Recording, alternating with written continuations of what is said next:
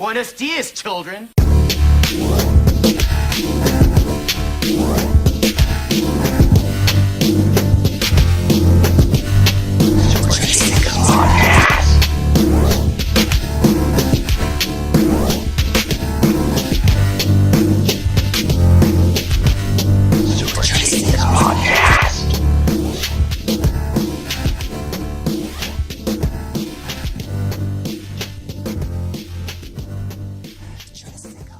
So I've been sitting in my room for the past about 2 hours grading papers, making copies. Not in my room. I don't have a copy machine in my room.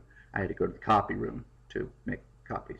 But anyway, that doesn't matter. Point is, last half an hour I've been sitting here getting ready to do the podcast, doing a little research, reading books, looking on the interwebs, not just Wikipedia, you lazy people, listening to a small child running around outside.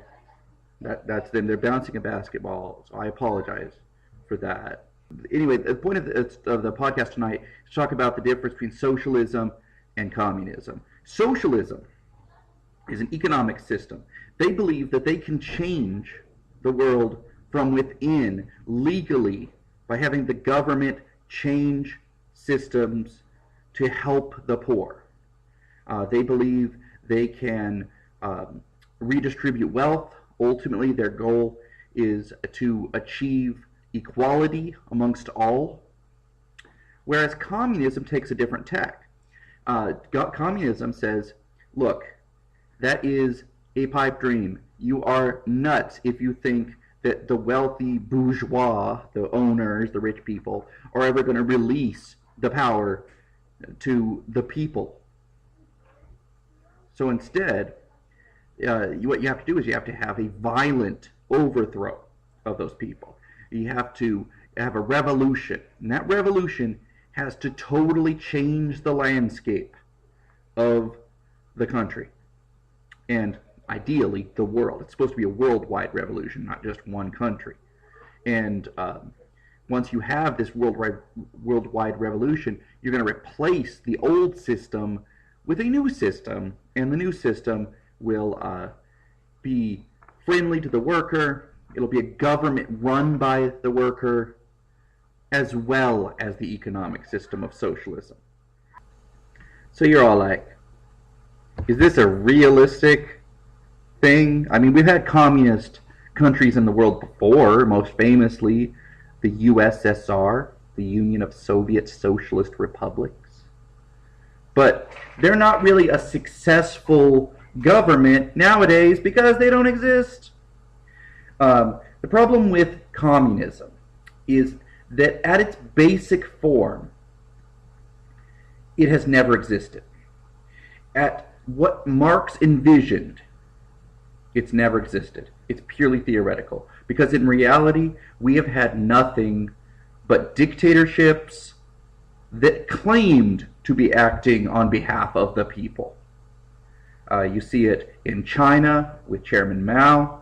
You saw it in Russia, the Soviet Union, with Stalin, before him Lenin, after them Brezhnev, etc.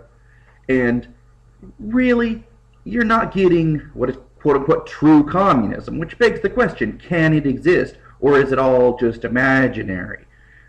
Would it exist if we gave it another shot and maybe didn't do it all dictatory? But the problem with that is this.